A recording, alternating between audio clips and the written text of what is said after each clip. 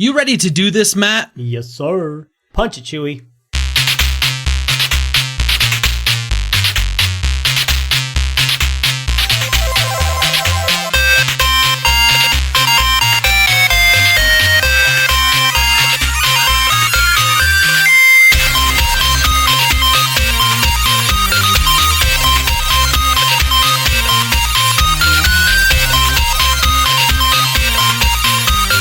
Welcome, super friends, to the Fortress of Nerditude podcast, a safe place to talk about all things in nerd and pop culture. I'm Spencer Stapleton, and my co-pilot is Matt Shaw. We're two nerds that just refuse to grow up. Thank you for joining us. This is episode 164. We release every Thursday morning. You can find us at the website, fortofnerd.com. We have links to iTunes, Google Music, Spotify, YouTube, Stitcher, and everywhere podcasts are available. Stop by and relax a while. If you like what you're hearing, hit that subscribe button and get us automatically each and every week in your ear holes. Matt, another week has gone by. How are you this week, my friend? You know, I'm great this week. Life is good. It's usually not so fun after Christmas and the holidays. I usually don't enjoy getting back into it, but this time it was kind of an extended thing. There was a lot of family around, and trying to get back into our usual thing is what we almost, when you've been out of it for too long, I wanted to get back into it. So this week was the first full week of really getting back into it. And it felt nice. So, I can't complain. Work was good. Life was good. We finished watching Dracula on Netflix. That limited series, I think I mentioned it last week. Yeah. BBC Netflix limited series, 3 episodes, an hour and a half each. It's very dark. It's very scary. So if you're not into the blood, a little bit of scary goreness, and a butt here or there from a man's butt, Dracula, then don't watch it. However, if you are into those things, this is your show. See, you lost me at scariness and blood, but then you got me back at man butt. Totally. But then you lost me again when you said Dracula. I was like, Dracula. Oh, no, never mind. It's not, it's weird. No, it's good though. So we finished that this week and caught up on some of our other shows that we're watching, and finished High School Musical, the musical, the series. That show ended on Disney Plus this last week. Oh, right. High School Musical, the series, the musical, the series, the series, the musical, the musical. Yeah, I can't wait for season 2. It was really good. So we had some fun with that and trying to figure out the kids' sleep patterns. So it was just a week full of getting back into it. Nothing really exciting to report. We didn't really even go anywhere, I don't think, other than to Target maybe. And we didn't even bother going grocery shopping. We bought 4 things at Target. So it was a lot of... Hey, man, sometimes you only need 4 things. I know. It's true. There's no reason to spend more money that you don't need to spend. Amen, brother. So that was pretty much... It's kind of a boring week, but in a good way. Got a lot of things done just around the house. Got a little media room to my right. Y'all can't see it, but I've got a little media room that I've set up with some chairs and things. And so just kind of getting everything settled in and figured out and finished up. So that was it. Nice. You been playing anything this week? I played for the first time. I went back probably for an hour. I probably played an hour worth of video games this week. At most, and it was Breath of the Wild. When I got everything set up on our big TV, I was like, I want to see what Breath of the Wild looks like on this. And then I lost myself, and then an hour later, I'm like, what are you doing? Other things, other games you haven't even played and finished yet. So right, I've got to figure out God of War and Last of Us 2. Those are the 2 I've really got to finish. Yeah, did you go get the Nathan Drake collection on PSN? No. I don't even have PSN. Oh, dang. Okay. Well, in that case, maybe go buy it yet. Yeah, maybe go buy it cheap for $10 or something. $20. It's definitely worth it. It'll only go down further and further. Go to GameStop, get it used for $6, call it a day. But eventually. Yeah. there's too many things I need to get, and I need to finish them all before Animal Crossing. So anyway, how about you? How was your week? What's going on? Oh man, my week was good. Like you, get back into the swing of things. Full work week. It's super busy at work. Lots going on. And then over the weekend, I took a drive to Springville, Utah, which is about an hour and 15 minutes south of where I live, because I found a lady who is selling DJ Hero on the PS3 for $15. Oh, man. Usually this thing sells anywhere from got. No, not at all. Usually it sells between 50 and 80. Yeah. And I picked it up for 15, and then we decided we were going to go over and have lunch with my aunt and uncle and one of my cousins. And I was like, you know what? We got a little time to kill. Let's go to Walmart. And there was a GameStop. And I was like, let me just go to GameStop real quick. Ran into GameStop, found DJ Hero 2 for $1. So I got 1 and 2 plus the hardware for $16. Oh, dang. So gonna be setting that up tomorrow and giving it a bit of a go and seeing how it works. But we did that. It was nice to hang out with my aunt and uncle. I hadn't seen them in a while. Went down and had lunch at a nice Mexican restaurant. And the boys hardly touched their food. Big surprise. Mm-hmm. They, were super hungry. They said they wanted it. And then by the time we actually gave it to them and I got there, they were so full on chips and salsa. Jeez. They didn't want nothing. Kids these days.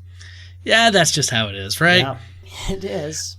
Let's see. Oh, I did my full streaming schedule this week. Kept my schedule, which is nice. Like I said, in 2020, I'm trying to be more consistent. I want to build my community, get more followers that I like to call super friends, which, of course, the super friends of the podcast would know that. Right. But I was playing and doing that and having a good time, and I beat Star Wars Jedi Fallen Order this week. And I promptly decided I'm going to go for the platinum. Yeah. Because it's literally just going back through all the planets and just going and finding all the chests and the Force echoes and their sense echoes and everything. So I'm about to finish off my second planet, which I'm on Zepho right now. No, did I do Zepho? Let's see. I did Zepho and I'm on... I'm not on Ilum. I'm not on Dathomir. Or Kashyyyk. I did Bogano, and I'm finishing off Zepho right now. Okay. So nice. Kashyyyk, I'm already 86, 89% explored. So I'm pretty close to being done with that already. So that'll be quick cleanup. But Bogano and Zepho were by far the ones where I was in the 50s. Yeah. I just after I got off Bogano that first time, I don't think I ever had to go back there until maybe the very, very end. Mm-hmm. And so, or maybe that was Zepho, the very end. Anyway, so I'm just kind of cleaning that up. Gonna get the platinum on there, having a lot of fun. So if you like watching people play video games on Twitch, and you like me making a fool of myself, which I do regularly, come follow me, sstapleton79. It's a good time. I typically stream Tuesday through Friday nights, but sometimes I'll toss in a little over the weekend. If you follow me, you'll get pinged with a notification when I go live, so you'll know. And I put it out on the socials. So, did that. I watched a movie. Oh, I watched Once Upon a Time in Hollywood, which is a Quentin Tarantino flick, which, if you know Quentin Tarantino, you know to expect it to get violent and gory violent. Yeah. And I'm watching this film, and that hasn't kind of happened yet. And then a little early on in the movie, I was like, these hippie girls seem really weird. I'm like, I wonder if they're part of the Manson family. And then 2 scenes later, we see a scene with CeeLo Drive and Sharon Tate and Roman Polanski, and I went, oh crap. Our main character lives right next door to Sharon Tate and Roman Polanski. And this is like about a year. The movie starts off about a year beforehand. And inevitably, the movie becomes about this character who's in Hollywood and trying to keep his fledgling career alive. And he's kind of seen some of the better days of his career. And it's also about the murders it looks like that are going to take place. Yeah. With the Manson family and Sharon Tate. And I was just like, oh man, this is gonna. Ugh. But then, of course, the movie has a twist, and it doesn't end the way you think it's gonna end. Of course. And when it gets violent, it gets extremely violent. And it's very Quentin Tarantino. I mean, like, it's just like way over the top, and you're like, okay, there's no way this would really happen. But you just kind of roll with it because it's a Tarantino flick. And I kind of came away from that going, huh, okay. They definitely subverted my expectations and what I thought was going to happen, because most people who know anything about that time period, if you know anything about the Manson family at all and Sharon Tate and the Tate LaBianca murders, like, you know what to expect. Like, you start seeing the characters and the names you're going to recognize from the newspapers and the articles and all the news reels and all that. And so you're like, uh-oh, here's this character, and now they've introduced this character, and da-da-da-da-da-da, and you see Charlie in, like, one brief scene, and pretty soon you're like, okay, sadly I know what's going to happen. Right. And then they just kind of take a turn, and you're like, oh, huh. So it was an interesting movie. Yeah. I don't know that I'd recommend it. I have a hard time recommending Tarantino films to people because either you really like his stuff or you really hate his stuff. And I'm on kind of the I love some of his stuff and I hate some of his stuff category. Okay. Yeah. So, like, I loved Pulp Fiction back in the day. Right. I saw it a lot. Reservoir Dogs. Now, this is like high school for me also. Right. So at the time, I was maybe a little more cynical and a little more hard-edged. And so, like, that kind of gritty, like, you know, Quentin Tarantino really hit me. But then, like, in the early 2000s, when, like, the Kill Bill movies came out, I remember watching them and just hating them and going, like, blah. Right. Like, so, I saw something. That's what it boils down to. I saw something. I wanted to see Knives Out. Oh, you gotta see Knives Out. But Brita had already seen it, and so I was like, okay, I'll watch this on my own. Did she like it? She really liked Knives Out. Yeah, it's good. So I'd like to watch it. I may watch it. Well, since we're recording a day early, because my in-laws are coming into town for like one night only. One night only. Yeah. Maybe I'll watch it tomorrow night. Do it, man. It's good. Yeah. You won't regret it. It's a good movie. So other than that, man, my kids are my kids. I don't know why, but my kids felt extra wild the last couple of days. Just, I don't know. We took them to a couple stores. Seriously, something. Full moon. I don't know. We took them to a store or two over the weekend as we were just kind of doing some shopping and this and that. And it was like Charlie would not stop grabbing and touching everything under the sun. I mean, just everything under the sun, it felt like. And it was like, I can't beat you here in public, but I swear, son, if you touch one more box of cereal in this aisle, something's going to happen. Ugly. You ain't going to like it. Yep. It's not just going to be Cracker Jacks you're holding on to. I don't know. I don't even know what that means, but it was just, I don't know. It sounded good. Yeah. The kids were fine. It just seemed like they took every opportunity to be like, this is probably going to annoy my dad, so it seems like a good thing to do. Right. Yeah. And then tonight, this was really funny, Matt, and I don't even know if we ended up getting a hold of Jesse, but tonight Jackson came down and he was kind of a little whiny. And he just says, I want to call someone. I want to video call someone. I want to see baby Emmy, which, you know, he still calls Emmy baby Emmy. And she's turning 3 here in like a month and a half. Yeah. And he's 5. He's getting ready to turn 6. So it's like, you may want to settle down with the whole, but I get it, right? When she was born, we'd say that, oh, it's baby Emmy. Yep. To try to, you know, get him excited, like, ooh, it's a baby. But he said he wanted to call and talk to baby Emmy and Lando, which is funny because he says baby Emmy and Lando, not baby Lando. Right. But baby Emmy and so I think Brita tried calling Jesse and didn't hear anything, didn't hear back. And so we're like, sorry, Jackson. Then he's like, I want to call someone else. And so I tried calling my mom, and my mom wasn't feeling very well. And she's like, well, you can call back, but I mean, I was like, okay, don't worry about it, Mom. I get it. Yeah. And so eventually we got a hold of Chris and Chip in California. And so they got to see Charlotte and some of their cousins, Okay. Charlotte and Truman and Valentine and Edison. And so they got to talk for like, I don't know, they talked for like 5 minutes, and then the kids just wanted to like run around and play while Brita was like showing it all. It just, you know how that goes. How it goes. Oh, I know.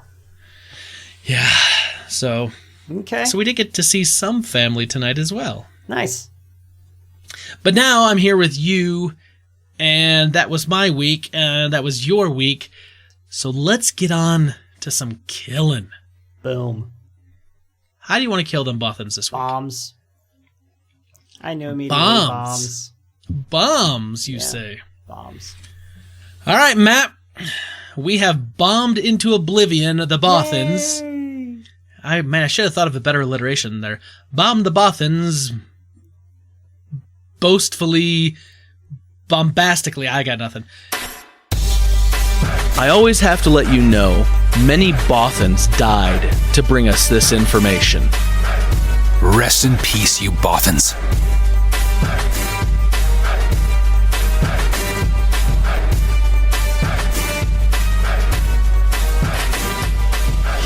The Bothans are dead. What do you have for me? All right, so the first thing, we'll start with this. Okay, there's a movie coming out called Birds of Prey.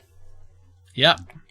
This is a Harley Quinn spin-off, get your own kind of movie with Margot Robbie is reprising her role from the other movies that she has played Harley Quinn in, which include Suicide Squad. Suicide Squad, yes. Yeah. And I did see that. That's how good it was. But anyway, so she's getting her own movie here. And the second trailer just came out, and you get a lot better, I think, a better understanding and glimpse into what this is going to be like. Yes. And I hate it. I watched this trailer, and I hated it. And it felt like they were like trying to be it just felt weird. Her accent was like all over the map. I can't handle this right now. This is so annoying. And I know we don't want to bag on movies before they come out other than Cats, but this movie does not look like something I'm interested in. I don't really care about this movie much. I'm not sure who this is for. Did you see the Suicide Squad? Yes, I did. I saw Suicide Squad once, and it was really bad, and I haven't watched it again. I've seen it once, and I will say this for it. Margot Robbie's character of Harley Quinn was by far the bright spot of that movie. Yeah. Like, when she was on screen, she chewed up the scenery. She was interesting to watch. That trailer that she was in, like when the trailer, gosh, like, oh man, I've said this probably 100 times on this podcast. The trailer for Suicide Squad was so freaking good. Mm-hmm. They took probably the best 2 minutes of that entire film from all little chunks of the film and put it together, and like, that was the best. Like, it really was for me. Right. She was so good though in that movie. However, she was in it for a limited time. Yeah. This was an ensemble cast, so she really shone in this big, huge ensemble cast, which had these bigger than life characters, right? You got the Croc guy, which Killer Croc, and you had Deadshot in it, which was Will Smith, and Rick Flag, and Amanda Waller. So, like, you had all these like kind of characters, these bigger DC characters. The Joker, right? I mean, the Joker was in the thing. Yeah. You had that, and she was the shining star. So of course, when that movie just tanked and everyone said, well, she was the only good thing in it, DC and Warner Brothers, and I wish they could get their act together, they immediately greenlit a Harley Quinn movie. And I kind of went, okay, but it's going to have to be the right Harley Quinn movie. I was wondering if they were going to go back and do origin Harley Quinn story, if they were going to... And this movie, to me, it doesn't, like, I'm not interested in it. I'm just going to put it that way. Like, yeah, I'm not interested in it. A couple years ago, I was interested in the idea of a Harley Quinn movie. Sure. After seeing these trailers, I don't want to even see it. I just don't have any desire. I don't think it looks good. I think it looks... here's the problem. I don't think we get any Joker in it. I don't think we get any Batman in it. No, and no. And unless we're going to get Poison Ivy in it because of the Harley Quinn Poison Ivy relationship kind of thing that's gone on in comics and cartoons. If that's not there, I kind of look at it and go, I was mildly curious about it prior to this last trailer. I watched this last trailer and I just went, I don't think this is anything I want to see. Nope. I'm in the same boat. It looks bad. I hope I'm wrong. I'll put this positive spin here on the end of this, Matt. I hope I'm wrong because I would love to see the DCEU start to rack up more successes than failures. Yeah, and I will end this on a bad note and say, I don't think this is the way to do it. Making an R-rated Harley Quinn movie, who's going to go see that? Anyway, all right, cool. Moving on, what do you got for us? Something I think a lot of our super friends would be interested in seeing. So there was a little show that was on Fox a few years ago, we'll say. This show has a huge legion of followers. We call ourselves the Browncoats. And we're always hoping and praying for a reboot of our beloved Firefly. Now, shortly after the new year, Tim Minear, who was one of the big producers on the show, basically started showing some behind-the-scenes footage from some of the final days of shooting. And he was posting this on, I believe, Twitter, and he literally said something like, to Fox executives, will you do the thing, ? Well, everyone's kind of like, okay, what's going on? Yeah. Well, the president of Fox Entertainment, Michael Thorne, was recently asked about it and basically said, because we live in this world of reboots. And they asked us, is there any chance that Firefly could be rebooted? And his answer was, the macro answer is, anytime we look at one of our classic titles, if there's a way to reinvent it for today, so it's as resonant now as the original was and is to the fans, we're wide open. I loved Firefly personally, and I watched every episode. I didn't work on it, but I loved the show. Then he even noted that the studio has already considered it previously, and it had come up before, but because they had the Orville on the air, they didn't want to have two space franchises on the air at the same time. So he goes on to kind of say, we would be interested in it if it was the right thing to do. Obviously, we would love to have as much of the original cast come back as we possibly could if we did. But of course, you couldn't have all the original cast because of some things that took place in the Serenity movie that Joss Whedon did.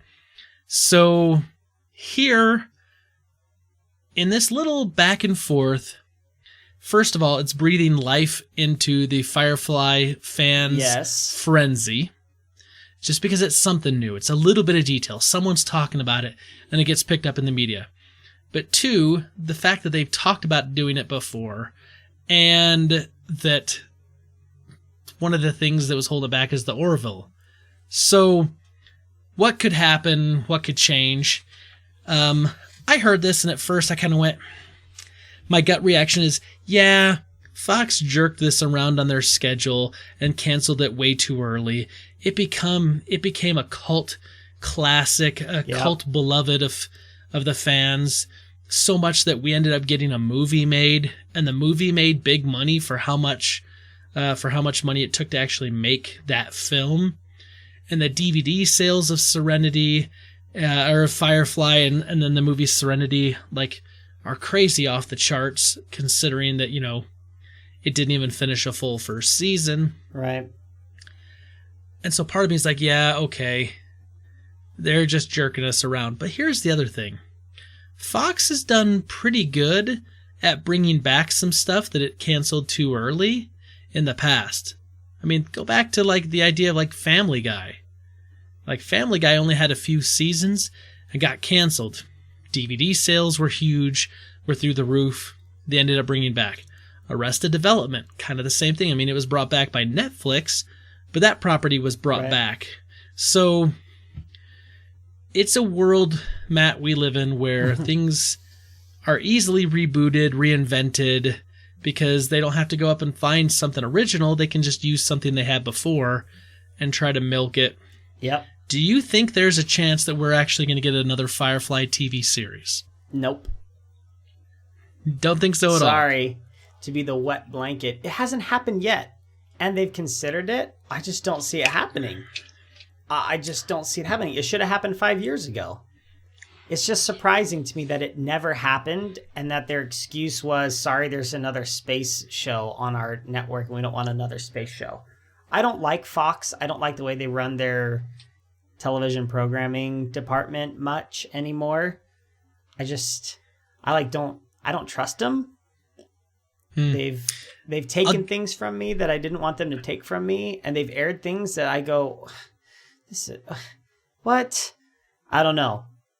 They're heartbreakers. I'll give you one last example of the reason why I think something still could come years and years after and get a reboot. Battlestar Galactica.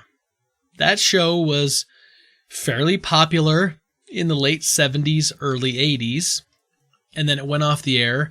And then in 2005, the Sci-Fi Channel rebooted Battlestar Galactica, and that series was excellent up until about the last season.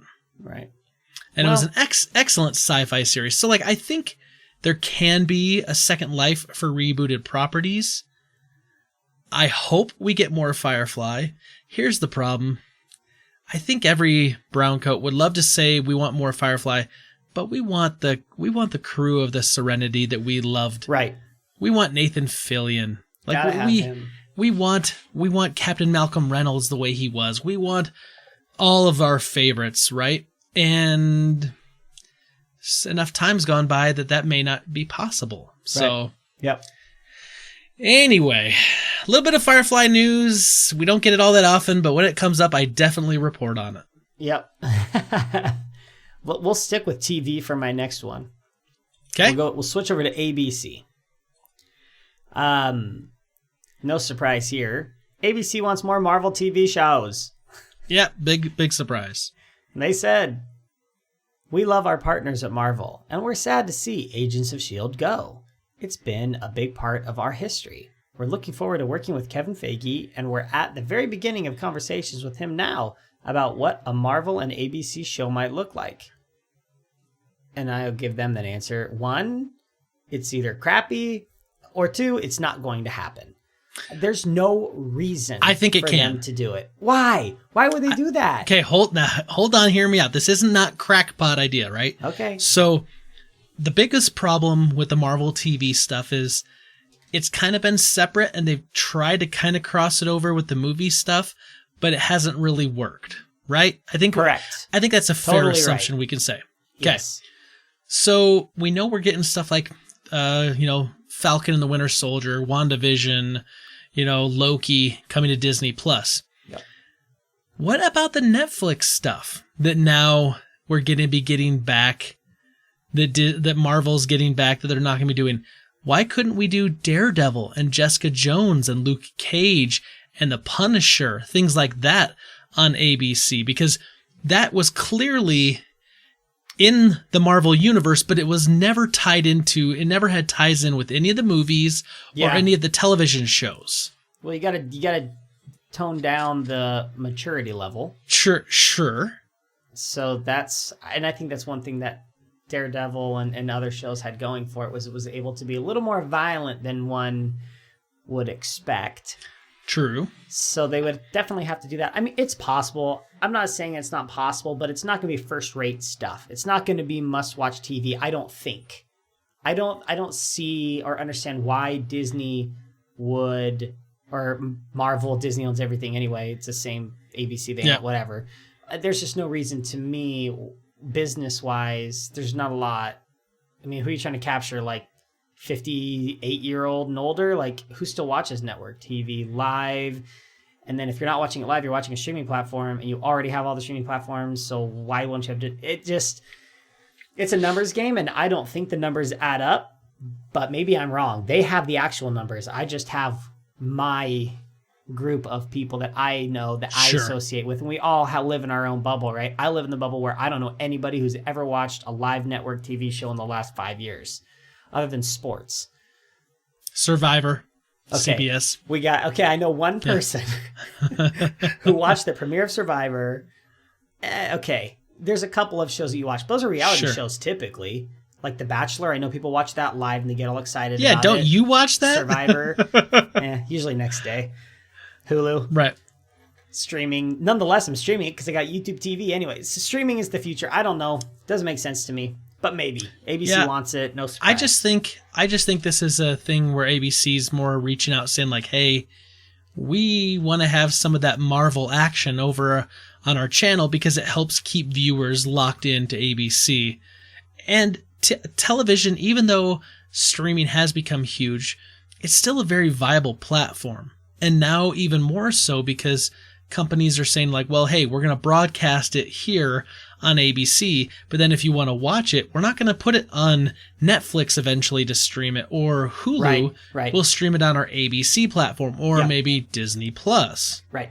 Which of course Hulu is the same thing because it's owned by them. But you know what I'm saying? Like, I see why they want something. The television division, ABC is going to say like, we want to have programming.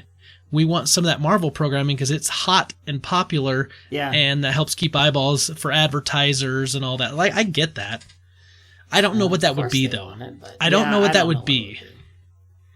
Because my understanding is the only thing that really did really well was Agents of S.H.I.E.L.D. Right.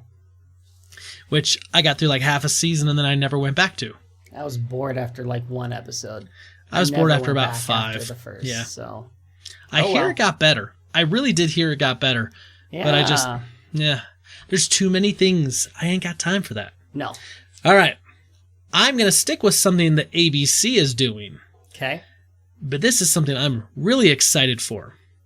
So, ABC in recent years has actually brought back the television musical. Remember they did like Grease Live, and then they did Hairspray, Rent, The Little Mermaid. You know, we're kind of getting these live musicals. This last Wednesday, ABC announced that it's teaming up with comedy legend, we'll say, Mel Brooks, to bring Young Frankenstein, or Frankenstein, back to life, pun intended.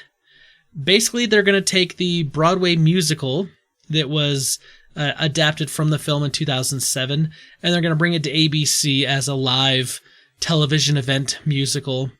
There's not a date, but I'm guessing it's going to be coming I'm going to guess probably within the next year. Right. It's interesting to know that, like, we've seen the producers. That was a movie that it was actually the first movie that Mel Brooks did in 1967. That got turned into a musical, and it broke all sorts of records. Won like 12 out of 15 Tonys in a single year. And then, of course, it was remade into a movie again that starred Will Ferrell. Young Frankenstein is going to be made into a musical. I love that movie. I love Mel Brooks. I love his stuff. I'm so excited that this is going to happen. I think that even if this is bad, it's going to be good just because the movie was cheesy and corny, and it was meant to be that way. So if it's heavy on that kind of, tongue-in-cheek, cheesy, hammy, on the musical side, I think that just fits in perfectly with it. Yeah, this is kind of cool, actually. This is the only one that they've ever done live that I was like, that sounds cool. I probably still won't watch it, but at least it sounds cool. Like Little Mermaid live, oh my gosh, I don't care. I've seen Little Mermaid a bazillion times. I know the songs. I mean, even John Stamos can't get me to watch that. As much as I love John Stamos. Of course, we don't get, Terry Garr. We're not going to be getting Gene Wilder, obviously. And they're what make... I mean, Gene Wilder... anyway, we could spend... Genius. ...time on that man. R.I.P. But this sounds interesting. I was hoping when you said Mel Brooks, I was like, oh my gosh, are we getting the Spaceballs live adaptation? Oh, geez, that would be good too. That would be good too. But we're not. Dang it. It sounds cool. The coolest of all the musicals that I've heard of so far. Interesting to choose Young Frankenstein, though. Very kind of an interesting out there. Yeah, kind of an out there choice. I think it'll be good. I'm excited to see what's going to happen. Yeah, we'll see. We'll see. Speaking of things that I'm excited to see have happen. Yeah. It's a smooth transition over to Doctor Strange 2. Yes. So the director of Doctor Strange, Scott Derrickson, Scott Derrickson, has left the sequel. So he did the first one. We've heard a lot about this sequel. Yep. Something madness, right? Into the mouth of madness? In the mind of madness, maybe. In the multiverse of madness. Yeah, mind, mouth, multiverse. Eventually we get there. It starts with an M. We're madness. He has left... Into the mouth of madness. That's a weird sounding name, but I like it. That's going to be the Mel Brooks version. Right, in 5 years. Anyway, so he's left the picture. We learned a lot about this movie, that it was actually going to be quite different than what we'd seen from Marvel in the past, which is what they're really moving through with this next phase of Marvel, I feel like. A lot of things that we haven't quite seen yet with the TV shows and the movies. This was going to kind of they told us a little more of a horror kind of aspect to it. And so this doesn't surprise me that they parted ways, because... Over creative differences, by the way, I forgot to say that. So both companies, both Marvel and director Scott Derrickson, they both came out on Twitter and said, yo, we have mutually parted ways over creative differences, and I'm sorry. And that was about it. So my assumption is he probably wanted to do... more stick to the status quo, and I think Disney's really leaning into wanting to do, I keep saying Disney, it's Marvel. Marvel is really wanting to do something different with this franchise. They've really emphasized that in the ways that they've talked about it. This is something different that we haven't seen before. So that's my guess as to what happened. Regardless, the hunt for a new director begins. You think this is going to push the project back a while? I sure hope not. Depends on how fast they can get a director. I would say no. Marvel is too efficient for them. It may at most 6 months. I mean, you got to remember, Guardians of the Galaxy 3 was supposed to be a lot earlier, and then the whole shakeup of James Gunn. Well, they did that to their own selves. I know, but they pushed that film back like 3 years, and it was already like a couple years away. So from the time the last one came out to when the next one comes out, it's gonna be like 5 or 6 year layoff. It seems. Yeah, it's gonna be a while. It's gonna be a while. So I see there being a layoff, but I think Doctor Strange and this movie has an important part in their next phase that I don't know that they'll push it off much further. I would say 6 months at most. I also don't think they can, because we heard that the WandaVision show is supposed to tie into it. Oh yeah, that's true. Yep. So. Yep. I don't know, for what that's worth. He's staying on as executive producer for what it's worth, so he'll still be around. And I'm sure he contributed a lot to the movie already, and they're just taking the good bits, and I'm sure he took a nice payday and said, all right, this is fine. Bye-bye. Yeah. Good for him. Yep. All right, here's the last thing that I have. You remember a little while ago we talked about the Star Trek film franchise and about how Quentin Tarantino was on board to do one, and then he's like, well, maybe I'm backing off.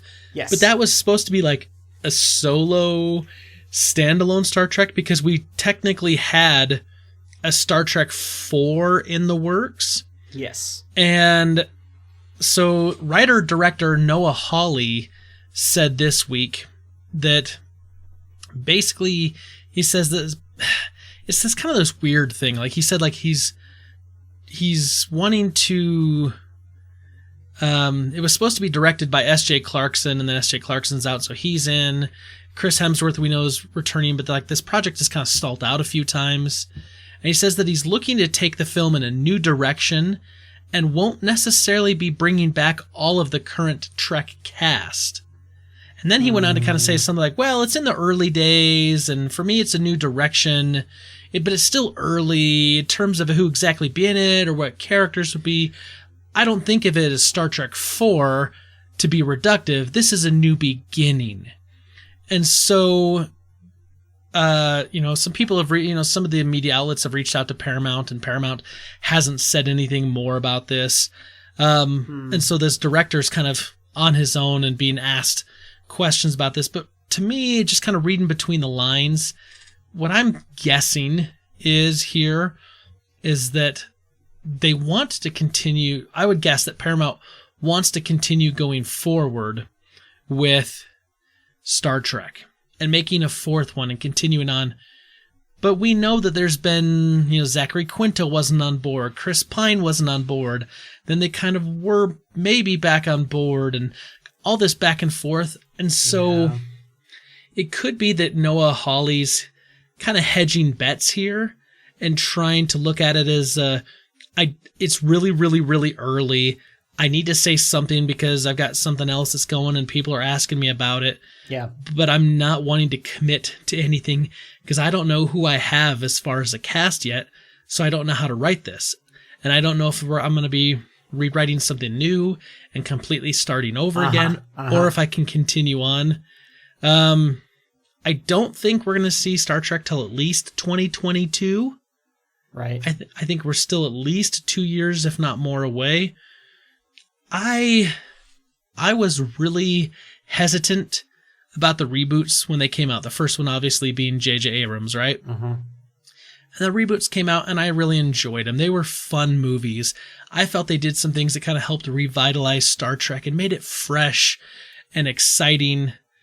And I want that, but I don't want to see us start going down the path of, I don't know, getting into some of the murky stuff that happened in television in the last couple of series where it's like, we're just doing Star Trek just because it's a big intellectual property and we know it'll make money, but we creatively don't have anything left in the tank. Right.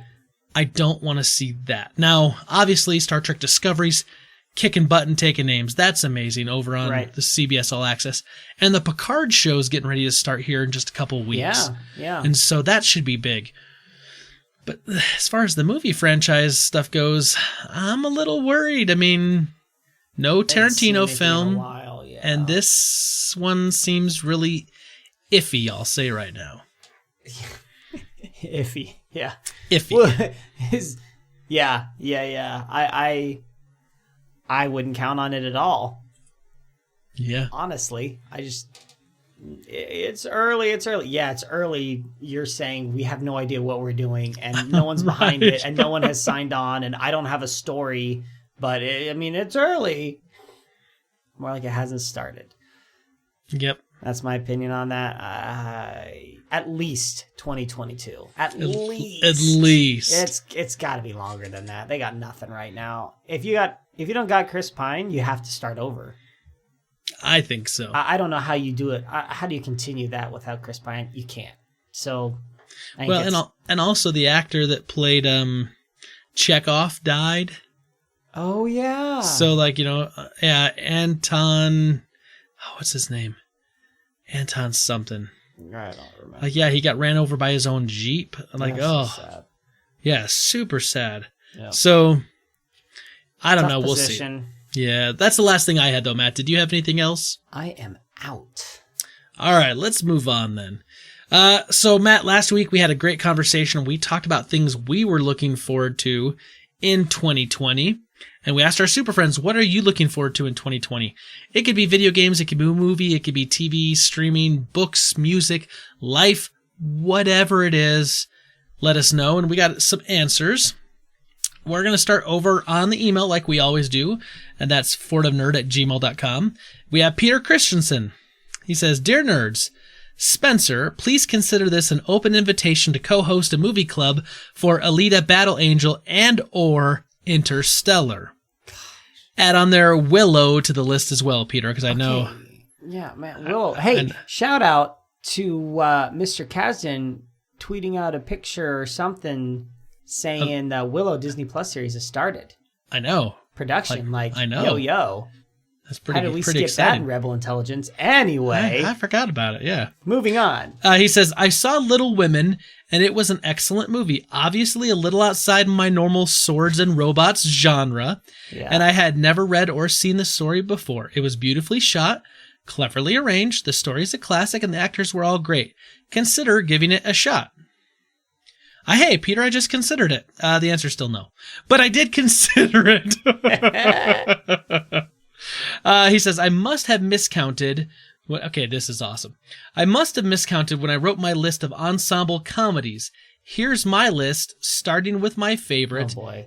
And another one I forgot, along with superlatives. 30 Rock, fastest comedic pace. Okay. And that's true. I'm okay with that. Yep. That's his favorite, 30 Rock. Arrested Development seasons 1 through 3 only, most potential. Parks and Rec, best characters. Community, most creative. The Office, cutest couple, Pam and Jim. Here's the one we forgot, and this has to go into my top 6 as well.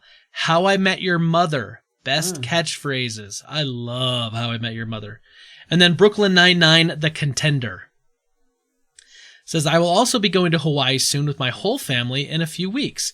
It's the first time for all of us. That's exciting, Peter. We will have to talk because you will probably come back home before we leave. So I will have to message you privately and we can chat and you can let us know where you went and what you saw and what you did. Because I'm getting more pumped about that. So I would get too stressed if I looked at all this stuff coming out in 2020. I agree with your movie choices, so let me add one you didn't mention. Birds of Prey or The Fantabulous Emancipation of One Harley Quinn or whatever its stupid name is. I wouldn't say I'm excited about it, but it looks more unique than most of the other trailers I've seen. It may be uniquely bad, but I'm certainly curious. The DCEU is flirting with the hot, crazy line from How I Met Your Mother. I just can't look away. That's called the Vicky Mendoza line. Just in case you want reference to that episode. The hot, crazy chart, the Vicky Mendoza line. Anyway, it says, cheers, Peter Christensen.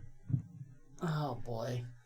Sorry, Peter, we crapped on Birds of Prey. but see, that's the point I think Peter makes, is that he thinks that even it could be horrible, but he's intrigued by it. He's curious by it. Turned off by it. So maybe for Peter, it's more of one of those, like, it's a car wreck that you just can't stop yourself from looking at, that you just have to see what happened. Yep. And that's fair. I mean, that is fair. That's fair.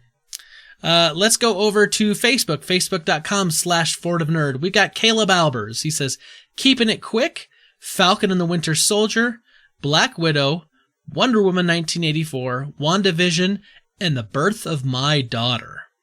Yay! That sounds like a good 2020, Peter. Or Caleb, sorry, not Peter.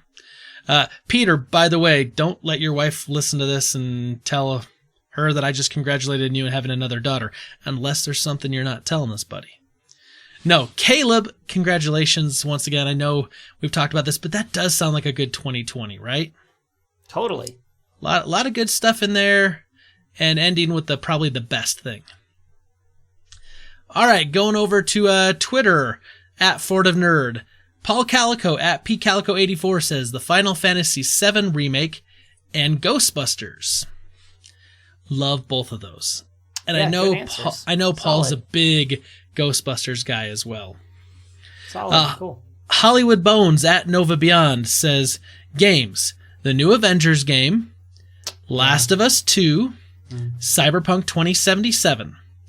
Movies, Bill and Ted Face the Music, Ghostbusters Afterlife, and Free Guy. Hey. And then TV, Mythic Quest, Space Force. Oh, and new game consoles. I'd love to see Project xCloud get launched this year too. Right, because we do have the PS5 and the Xbox Series X coming up at the end of 2020. Yep. So, Space Force, is that the Steve Carell show that I've heard about? I think so. Years that just I've been waiting for that to actually happen. Is that actually happening? It's actually happening. Okay. I'm in on anything Steve Carell, typically. Typically, yep. Haley at Shepherd Zorel says Resident Evil 3 Remake. Yeah, that looks cool. I'm into that. Cyberpunk 2077. Yep. Last of Us Part 2. Mm-hmm. That new Batman game when Warner Brothers MTL stopped being cryptic. Maybe this is all. The new Batman game. Stop being cryptic. PS5, etc. I don't understand when Warner Brothers MTL stopped being cryptic. Maybe there's something that I'm missing there. There's some tweet they game. sent out, I'm pretty sure, actually. Something they did to allude to... that Warner Brothers was being cryptic maybe in their tweet. Yes, that's what okay. she means, yes. Gotcha. Yeah, they did something. Warner Brothers is stupid. That makes a little more sense. Do you remember the Warner Brothers store back in the malls? Oh, yeah. Oh, man. When I was a youngster, I used to love the Warner Brothers store. Warner Brothers, I loved way more than Disney as a child. Now Warner Brothers is nothing. It's sad. It's sad. They're not doing themselves any favors. That's true. All right. One more. Tim Paulin at TPaulin20 says, Black Widow, Last of Us 2, The Resident, Rise of Skywalker 2. Wink. Oh my gosh. We're not getting a Rise of Skywalker 2. We're not getting an extended edition. No. Tim's just trying to jerk my chain and your chain a little bit. Tim did enjoy Rise of Skywalker. And I think he's just trying to mess with me. And once again, I'll say it. If you enjoyed Rise of Skywalker, that's awesome. I'm happy for you. I wish I could have. Mm-hmm. But I do want to say, Super Friends, thank you for your answers. We appreciate that every week. It is one of our favorite parts of the podcast. We look forward to reading them and seeing your answers. And I think everyone can agree there's a lot of good stuff coming up in 2020 that we're all looking forward to. Yeah, it's going to be a good year. There's some really, really cool stuff coming our way. Yeah. I'm excited. So, Matt, how can the Super Friends help us this week? Super Friends, if you've got, I don't know, a good 12 hours to kill, go back and rewatch the Lord of the Rings Trilogy Extended Edition. Because we watched the first two, and it's so good, y'all. It's so good. I'm just saying, like, it's just so good. Yeah, have fun with that. Just do it. You know what? It always feels like a commitment, but then when you sit down and do it, you're like, I am so glad that I just watched this movie or this half of this movie. You take it a half at a time. Yeah. Anyway, now we're going too long. While you're doing that, because I know you've already seen it 1,000 times or at least 5, 6, 7, 8 times, pull out your computer, give us a subscribe, head over to Twitch, SS Stapleton 79, give him a subscribe, drop him a note, say, yo, what's up? And check out for the question of the week. Look out for the question of the week. And we really do enjoy the interactions. Y'all got back to us quick on the question of the week this time because it was posted this morning, and now here we are recording, and y'all were very responsive. So right, I did have to put out the emergency. Oh, hey, our plans changed due to family coming into town. That's happening now, so this is your chance. So I will also say that there's a good chance we may get responses tomorrow after we've recorded, and if so, we will hit those highlights next week as well. Bless your hearts. I know. I tell you what. All right, Matt. You had an article you shared with me that you thought would be kind of a cool discussion. So why don't you kind of kick us off and give us kind of the overview of what that article was Yeah. And because I read some stuff that kind of went with it, but your article has a different take on it. Yeah, so my buddy Charles, good friend of the show, good friend of me, grew up together. I think I've talked about him before. He worked for Marvel in the comic book division and did some Star Wars comic book stuff and some editing, and they worked for Bungie Activision stuff. So he's well connected and loves all things that we all love. And he sent me this article, and the title of the article would spoil everything, so I'm going to tell you anyway. It says, Star Wars game could reportedly launch new saga in 2021. So the article continues to cite a couple of sources that are super reliable, that are dedicated to just Star Wars, that say it sounds like that we are going to get, I mean, we already know we're going to get new Star Wars, obviously, movies. Right. But that this new saga is set to begin in 2021, so next year, and that it is going to be kicked off by a video game. And then it goes on to say this is called Project Luminous, and it will take place around 400 years before any of the events from the Skywalker saga during the High Republic era. And then it goes on further to allege that it will narrow the focus down to a group of Jedi exploring the mysterious outer regions of the galaxy, with potential for a young Yoda involved as well, because we need that now. Yoda would only be about 500 years old at the time. Right. Right. A youngster. Yeah, he's like middle-aged. Midlife crisis Yoda. Yeah. Yoda riding around in a Corvette. But there are several interesting parts of this. I think our main focus is going to be kind of highlighting the medium being used to deliver a new Star Wars story. But obviously there's, interesting details about when this is going to take place, this new saga and experience we're going to have, because we got to leave this whole Skywalker saga behind. I mean, all the comics, all the TV shows, all the movies, it's all been placed in a timeline, right? We know when and where in the galaxy this happened because it's somewhere between Jar Jar Binks and the kiss of Kylo. Right. And so we know somewhere in there these events have taken place, somewhere that we're relatively familiar with. But now we got to go somewhere brand new, and apparently it's going to be kicked off with a video game. KOTOR. Okay, Maybe. So Matt, I actually did see a couple articles this week that said that the next franchise would be set 400 years before the events of, the prequels,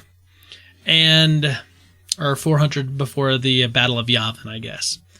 So 370 years before the prequels start. Who's splitting hairs?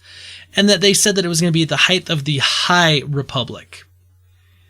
And I kind of went, okay, the era of, I think they called it the High Republic. Yes. Yeah. So I guess when the Republic was riding at its highest point, or its, the height of whatever. So I saw those and I kind of went, okay, this is interesting. We could go back. We could tell some other stories. I want to see it at the height of the Old Republic, which is, thousands of years before. Which is, for me, that's the Knights of the Old Republic game, because that takes place 4,000 years before, the events of the original trilogy. Right.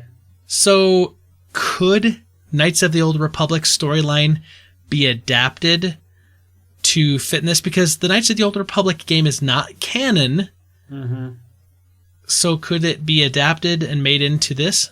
It's possible. Right. It's very possible. Absolutely could be. Why not? However,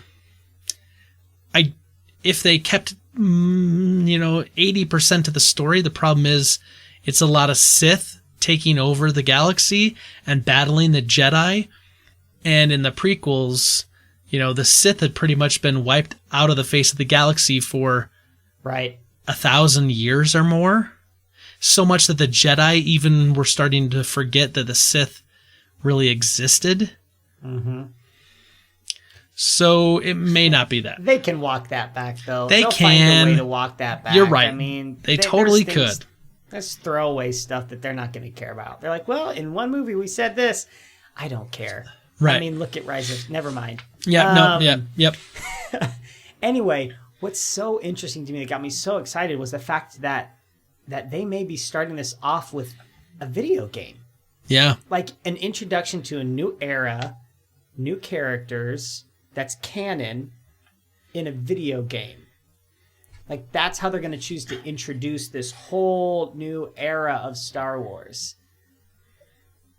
To me, I was stoked out of my mind. And that's coming off of playing Jedi Fallen Order, which the story in that game is unreal. Just so good. That should have been a movie by itself. And, I mean, I don't know. I think there are certainly ups and downs to choosing a medium other than a movie to introduce a major IP change. Yeah. Especially an IP like Star Wars, where it's just got this huge appeal. But my inkling is the fact that they're even thinking about this is indicative of how well Fallen Order has done, how well it has been received, and how many copies it's sold. And they can read between the lines and see video games are not what they were even 10 years ago, and certainly not what they were 20 years ago or back in the 70s. I agree. I think Jedi Fallen Order is unique because it was extremely popular, it has done really well, and it's considered as canon. Yeah. So here's the thing, though, you have to remember. Jedi Fallen Order has to thread the needle very carefully of telling a very self-contained story because it takes place 5 years after Revenge of the Sith. Mm-hmm. It has to thread the needle very, very, very carefully of telling a story that's standalone, that's not going to impact anything else that's going to fall in the movies, the Clone Wars TV show, Rebels. Right. And they did it really well. I mean, we get a story. It's about a Jedi. It has nothing to do with the Skywalker lineage, the Skywalker stuff, which is great because that's why I keep saying all along when The Last Jedi came out and there was so much people, so many people are saying like, we need to stop focusing just on the Skywalkers. Right. I was like, well, go back and relook at the prequels because yes, we focus on that, but like, you saw all these other Jedis that existed in the prequels. Mm-hmm. And we've had books and video games that took place. Like, we had the KOTOR 2, like, that took place 4,000 years. Like, Jedi and Sith have been around for a long time. Yeah. And then we get Cal Kestis, and his story's unique to him. We don't have all the tie-ins in that game. It's a standalone, and it's great. So I definitely think that goes into it. So I think it's fair. Like, we should talk about, I think, some of the positives of having some other media be the lead-in to a movie. And let's start with video games because obviously that's what they're talking about. What do you see as some positives? So, a new generation. I think introducing a new generation to Star Wars, or, typically I would say under the age of 50 are people that are playing video games. Mm-hmm. And that's probably being generous. It's probably people under 40 that are playing video games most. But that generation is getting older and older, and people are getting older that grew up on video games. So I think you're going, though, to get the teenagers. So you're introducing yourself into a market that you may not have gotten in the same way, I guess is what I'm trying to say. Like, video games will open up a different market, I think. Okay. I think they will see the movie anyway if their movie were to come out, but I think I don't know. I think that's a potential positive, though not the biggest positive. I think one of the biggest potential positives is in a video game, you have typically anywhere I'll say it like on a more like linear based story type of game, right? Like in an open world game like A Witcher 3, Breath of the Wild, something along those lines, Red Dead Redemption, something like that. Those open world games, you can sink over 100 hours, 200 hours, 300 hours into these things. Whereas like games that are more linear story-based games, typically you're going to go anywhere from about 12 to 15, 18 hours. Right. And you have room to do things, but the story kind of progresses along with some story beats, and the game kind of moves you down along the path that the creators want to tell you that story. God of War is that way. God of War is such a good story. Like, I can't wait for that to be adapted into a movie because it'll make an amazing movie. Right. But I digress. If you spend anywhere from 12 to 20 hours with a main character that you are controlling, it puts you in the role of you feel like that character because you are essentially controlling that character and you're choosing that character's actions. And so it's a more immersive experience than a movie. Now, if you could take that ability and then put that character on the big screen and have a 2.5 hour movie with that character that people are already emotionally invested in, that feel that they know this character really, really well, I think that's a great tie-in. That is the biggest things that I talked to my friend about too. I said, I've never been more immersed in a Star Wars story, I don't think, than I was playing this game. I was just so immersed. I mean, that's the only way I could describe it. And so to your point, I completely agree. It's so much easier to be involved and feel for the characters and feel like you're getting to know them because you are them. Right. And you get to know them beyond just what you would see on the screen of the cool parts or the action bits or whatever, but what makes the character go in a more intimate way than in a 5-minute exposition scene about how this character lost their father. Right, exactly. Or something like that. You get a whole video game about what's important to this character and what's important to you as you relate to this character.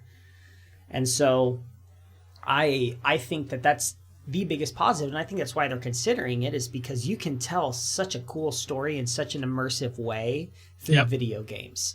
Well, look at The Witcher. Connect better.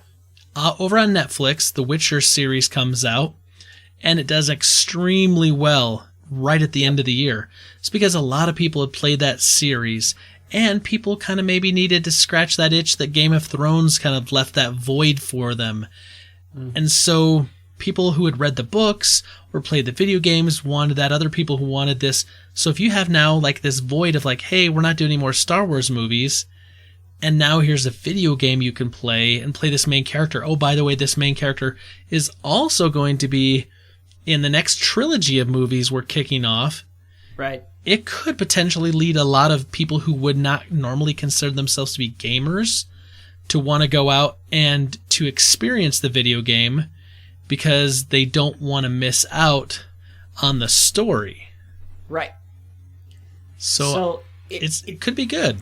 It's such a cool, different way to do it. And if it really is about this group of Jedi Knights who go out and explore the galaxy and we narrow in on a handful of characters that are essentially exploring, which sounds fine. The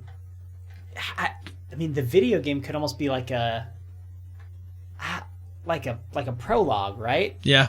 Like this is the story that gets us to where the movies will take place. I don't think they can afford to say you have to know the story of the video game to watch the movie, right? They can't afford to do that. What they can afford to do is do a prologue type thing that is essential almost, right? To people who have, so for like The Mandalorian, understanding Rebels and Clone Wars and that stuff is almost essential to me. For me to truly, I get this extra bit of immersion, right? And so did you. We talked about this extra bit of information that you don't necessarily get when you're just watching the movie. And so I feel like if you're going to introduce it into a medium other than the main way you're going to tell the story, which is through movies, you also have to be careful that you can't just say you have to play the game or you have to read the comic book or you have to read this book in order to understand it at all. I think, they have to be, I don't know, kind of careful with that. So I almost think it would have to be a prologue. Right. So that's my negative here on this idea, is that while I'm a gamer and I like this idea, there's a couple negatives that I see. One, gamers that have a huge backlog may not get to the game right away. Mm-hmm. So if you drop the game a month before the movie comes out, you may not have a lot of people that have gotten through the game in time to go see the movie, so they may delay seeing the movie until they finish the game, which is going to hurt ticket sales. Right. And you have to be cognizant of things like that. Yep. So, you're going to have to give it 3-4 month lead out maybe. The second thing is you have to be really careful, I think, especially if you're introducing this main character or characters. You can't just jump into the movie and say, we already expect you to know who it is. Because that would be a massive, massive flaw. The other side of that, though, is you don't want to, retread everything that happens in the video game in the first half of the movie. Yep. So I always go back to the Harry Potter books. I love the Harry Potter book series. I understand it was written for kids and that each book progressively gets a little longer, a little more adult, because the kids literally kind of grow up reading them. So by the time you're finishing the last books, you compare the complexity of the last book to the complexity of the first book. The first book feels like a joke in storytelling terms. Totally. But narratively, that's kind of how it was done. But what I had a problem is the first chapter of the first book is like, Harry Potter's a boy, but he's not an ordinary boy.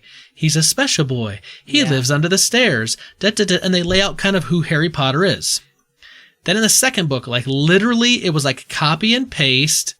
We get the same exposition of who Harry Potter is. He's not a normal boy. He's a special boy. He lives under the stairs with his aunt and uncle, blah, blah, blah. Right. And I kind of went this is the second book in the series.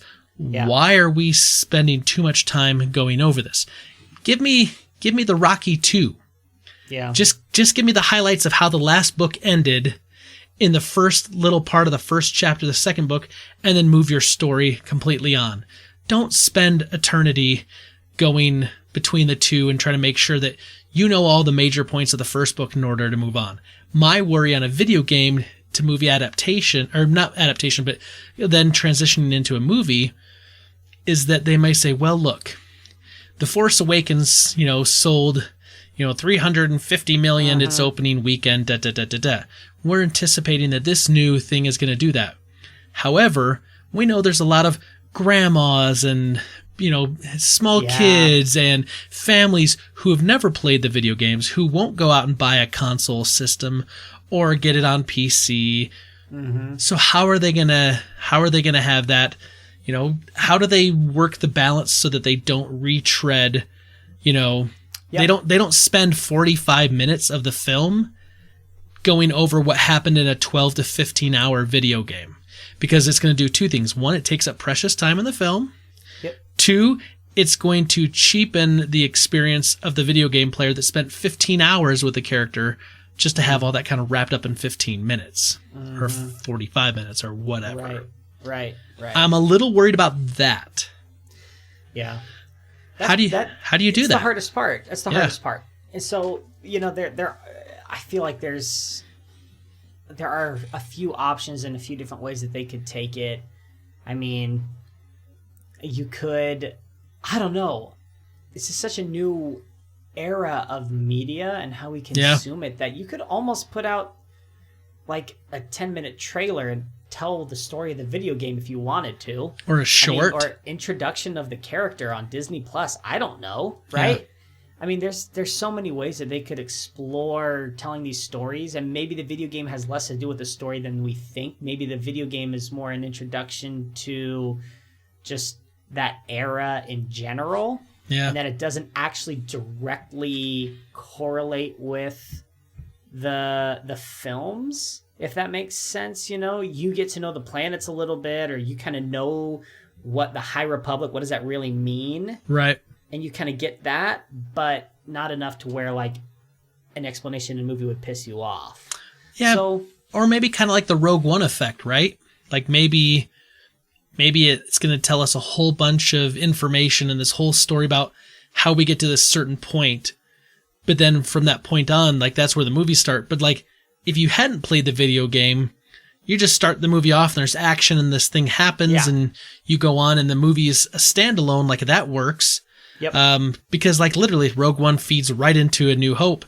Yep. Had you not ever seen Rogue One, that doesn't really change A New Hope at all. Right. But it does give you this huge backstory and all this depth. And it's a cool standalone story that ties into the movie, but it doesn't tie in the sense that like this character knows this character because of this event. And this character is, emotionally tied to this character because of reasons. So I don't know. Maybe that's an interesting idea. Maybe, I mean, assuming there's an opening crawl to the new Star Wars film, maybe the opening crawl is what we played. Yeah. I mean, they could do that. Why not? I don't know. Interesting. It is a really interesting idea. Like, so I could see a video game being a really interesting way to segue a new movie. Like we said, lots of time spent with that character. But I also think that there's other mediums that could be used. And the big one that comes to my mind is comic books. Yep. And the reason is that there's the Star Wars comic books have gotten really big in recent years. There's been lots of, standoff stuff that goes on. And they could easily tell a story in a limited run of like 6 to 12 comics. And then they could easily say like, okay, here it is. And then like they could put out some sort of a recap of like, here's what happened in the comics. Right. But I think comic books is interesting. I'll be honest. I don't read comic books. I never read comic books, so I don't know. For me, if they're going to use comic books, they have to tell me directly somehow, like, Matt Shaw, you need to go out to the comic book store, ? You can get it digital, Matt. Yeah. I can get it digital, okay. Comixology, it's owned by Amazon. They would have to make it clear to me, and I'm a huge Star Wars fan. But they would still have to make it clear to me what I need to do for that. Sure. Yeah. I'm good with that idea. Comic books. I mean, obviously, look at what comic books have spawned. I mean, look at what we consume now. It's pretty much all Marvel. Like, those are the biggest movies every year, all the time, and Star Wars. And, one of those was birthed by comic books. And so I think, comic books are interesting. I think it's a good idea. I think, though, that with comic books, they'd have to make it extremely clear. Yeah. At least for me, they would. I mean, just like they do with video game, right? Like the video game, like you were saying, they would have to say, okay, here's the adventure of this individual. You've got 6 months to complete it. If they said, okay, for the next 6 months, we're going to release an issue a month, and it's going to lead up into the movie, I'd be excited. I'd be like, okay, now I know that on this day I got to download or go get or have it mailed to me the issue that I need to continue this story that I'm following. Or, fill in the gaps. If it's a trilogy or if it's a series of standalones that are going to overarch kind of like the MCU did, like filling in with comic books here and there, I think is a good idea. I just think you have to make it clear that this is like official canon, I guess. And that I know they do that now, I think. Yeah. It's like a Kylo Ren series right now running. But I don't know. This is just for me, as maybe somebody who's not quite as fortress of nerditude as other nerditudes on this podcast.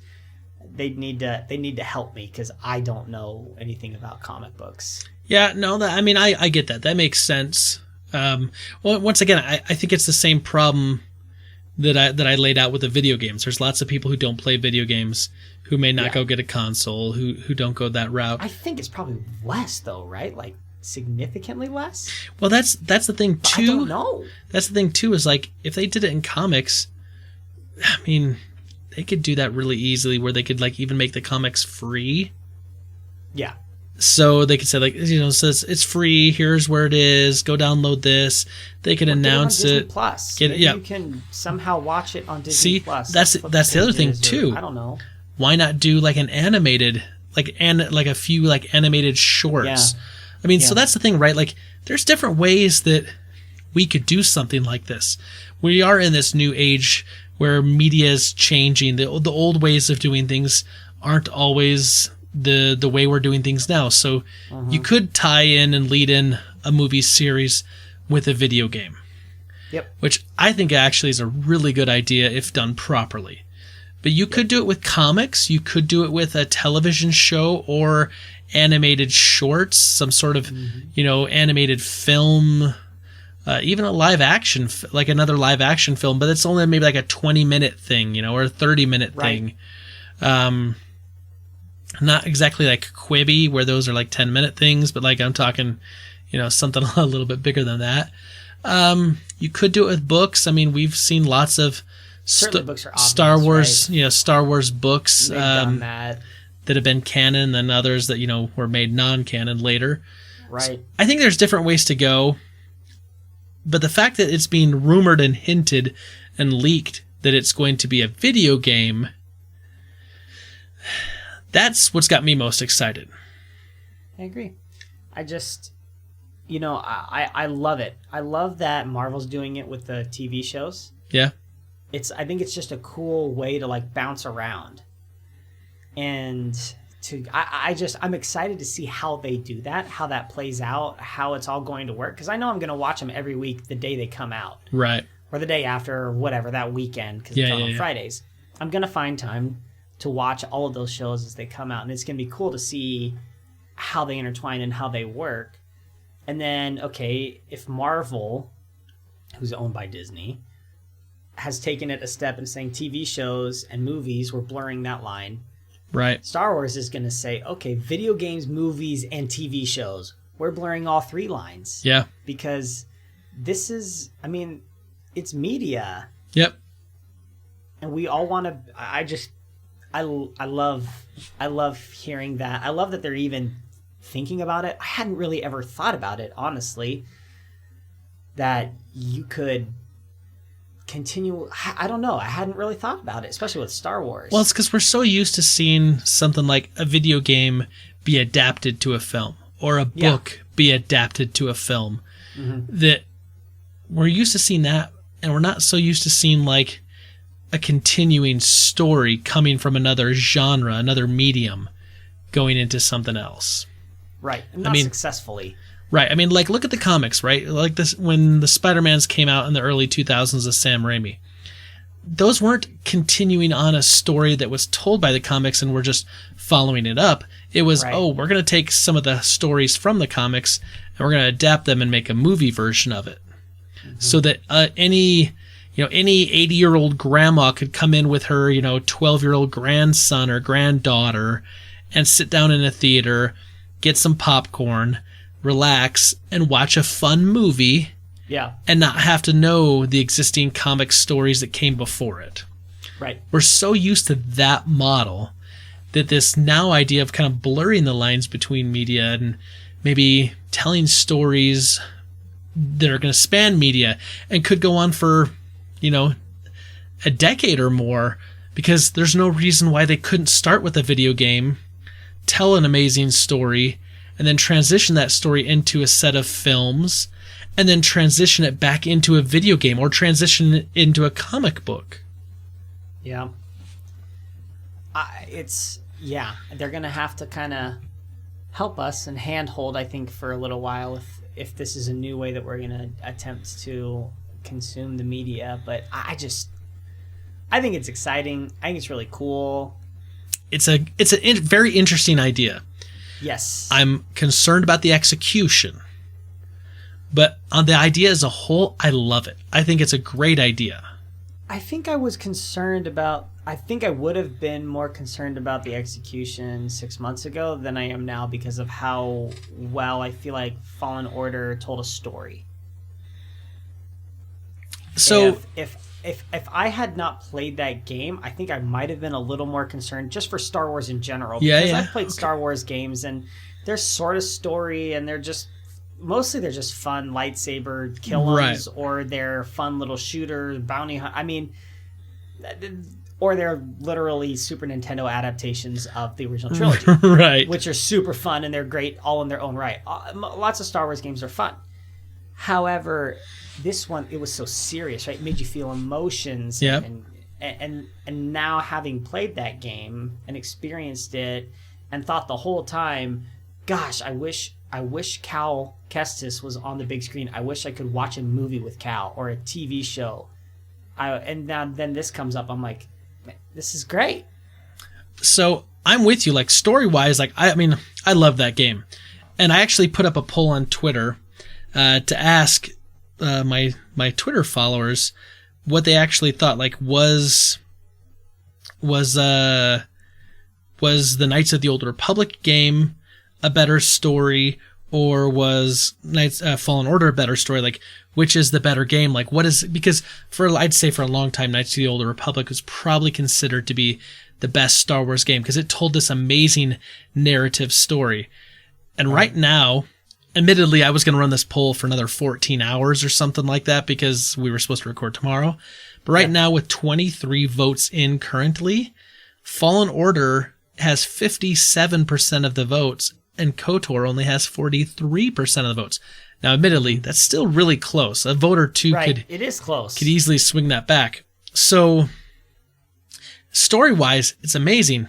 But if they said, like, hey, in 3 months from now, we're going to be having a new Star Wars movie, and it's going to focus on Cal Kestis, I'm worried about how they do the integration and the execution of, like, here's all the people who haven't played Fallen Order. How do you bridge that gap? How do you cross and blur those over into the movie to transition that so we don't spend half the movie retreading the ground of the video game? That's my execution worry. But there's some pretty smart people that I know can probably figure that out. I agree. We'll see. Also, Matt, you can go buy Knights of the Old Republic on Steam for $10, and you can set up your PS4 controller to work with Steam, and you can go play Knights of the Old Republic. There we go. And I'm probably going to be purchasing that tonight because I have an itch that I need to scratch, and I want to play Knights of the Old Republic again because I'm sitting here trying to answer my own question that I put in the poll. Is Fallen Order a better story than Knights of the Old Republic? And the last time I played Knights of the Old Republic was maybe like 2003, 2004 when it came out. Yeah, right. And so it's been a long time, and so I'm like, nostalgia might be playing a part here, this and that. I don't know. I feel like I need an honest opinion.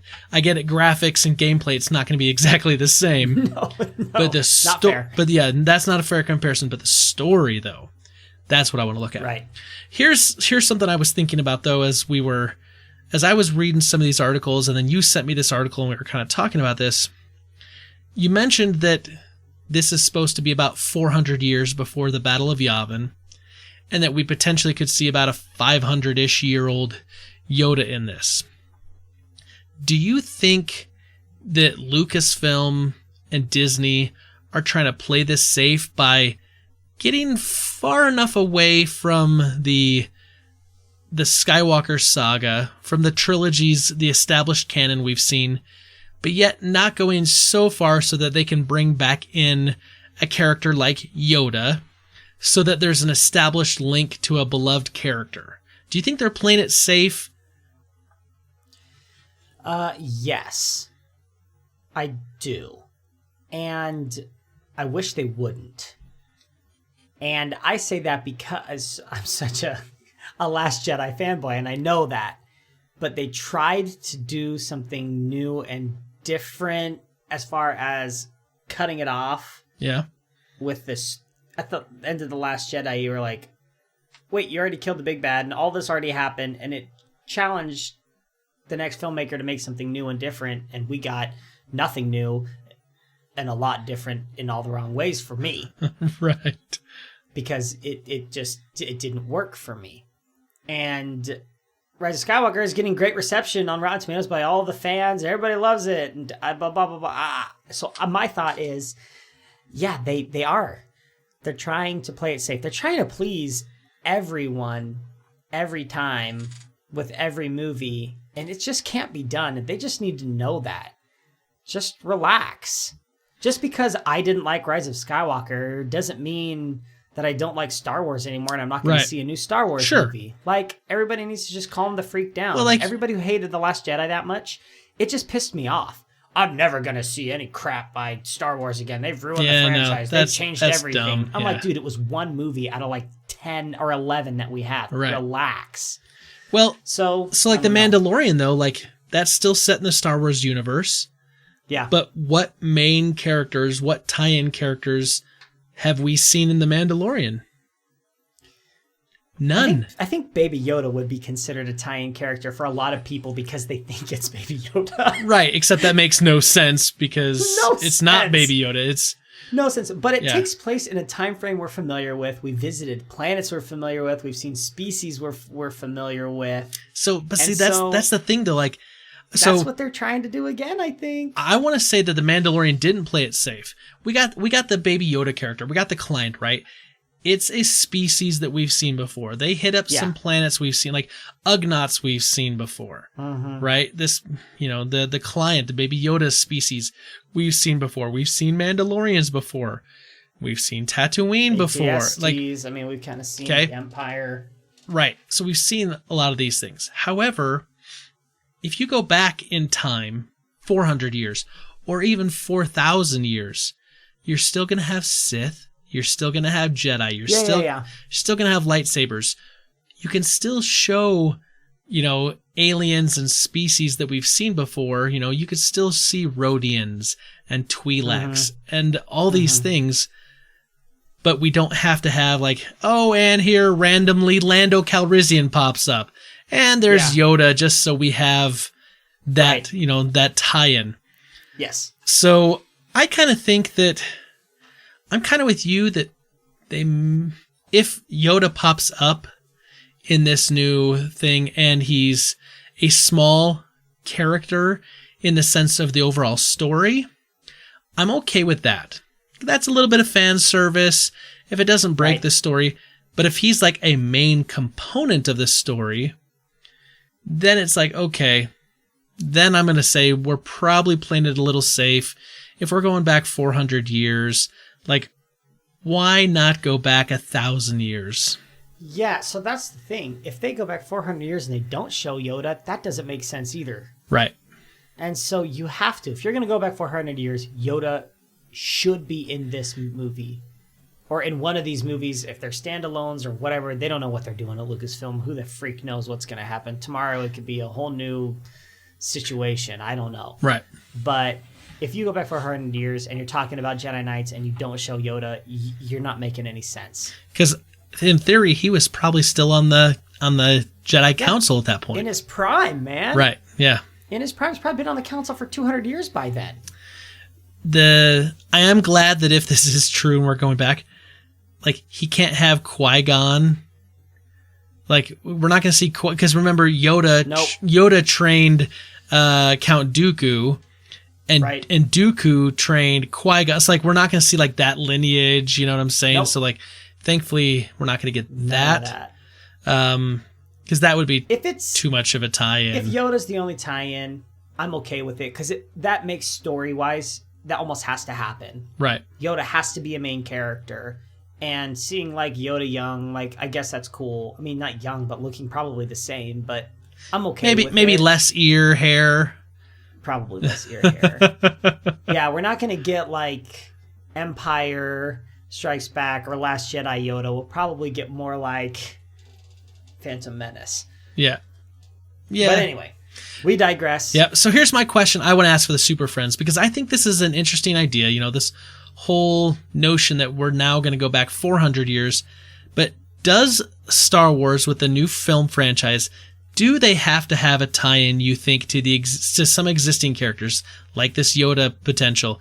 Or do you think that they can just go back far enough and tell a completely unique story? And that's what I want to hear from you. Do they have to have the tie-in, or can they do a unique story and just forget the tie-ins? Because I think a case could be made for either or, depending on how they do it. I think I'd like to see a completely unique story with no tie-in. Right. That's just me, though. So, Super Friends, let us know. We will make sure that you have a little more time next week to answer the question of the week than we did this week. And if you answer this last week's question, we'll still honor that and read those next week as well. So, from all of us here at the Fortress of Nerditude, to all of you out there, wherever you may be, may the Force be with you, always.